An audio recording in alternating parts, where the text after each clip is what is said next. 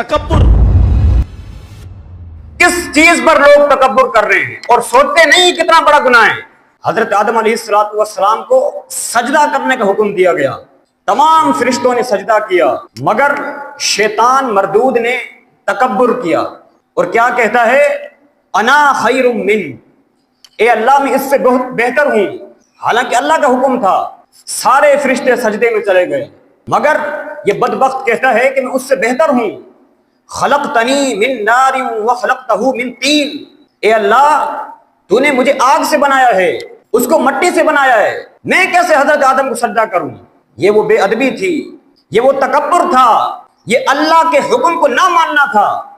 شیطان پہلے سے ہی اللہ کا نافرمان نہیں تھا، بڑا عبادت گزار تھا، بڑا نیک تھا، بڑا علم والا تھا، فرشتوں کا استاد تھا، مگر اس نے ایک بے ادبی کی، ساری عبادتیں ختم، اور اس کو لعنتی قرار دے کر اللہ کی بارگاہ سے نکال دیا گیا۔ اب سوچیں، ایک بار تکبر کرنے والے کا یہ حال ہے، جو روز تکبر کرتا ہوگا اس کا بنے گا کیا؟ اس نے ایک بار کہا میں اس سے بہتر ہوں، آج روز لوگ کہتے ہیں میں اس سے بہتر ہوں، میرے پاس پیسہ، میں مشہور، میں خوبصورت، اس کو دیکھتا کوئی نہیں، میں طاقتور، یہ کمزور، میری ذات یہ ہے، اس کی ذات اور ہے، میری بولی یہ ہے، اس کی بولی اور ہے۔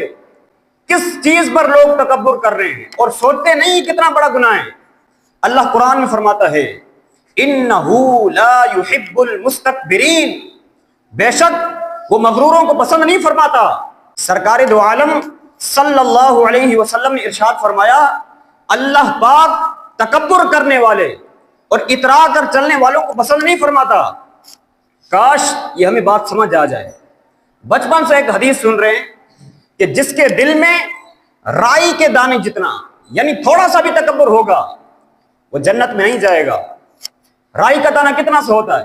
اتنا سا، ڈوٹ، اتنا تکبر ہوگا وہ جنت میں نہیں جائے گا۔ اب سوچیں جس کا پورا دل ہی تکبر سے بھرا ہوا ہے، وہ سوچیں اس کا حال کیا بنے گا، وہ اللہ کو کیسے جواب دے سکے گا؟ تکبر ساتھ ہوا تو مارے جائیں گے۔ علماء نے تکبر کے علاج میں سے علاج بیان کیا۔ اگر آپ چاہتے ہیں نا عاجزی اختیار ہو جائے، آپ چاہتے ہیں دل سے تکبر دور ہو جائے، فرمایا جس کو جانے نہ جانے سلام میں پہل کرے، سب کو سلام کرے، انشاءاللہ دل سے تکبر دور ہو جائے گا۔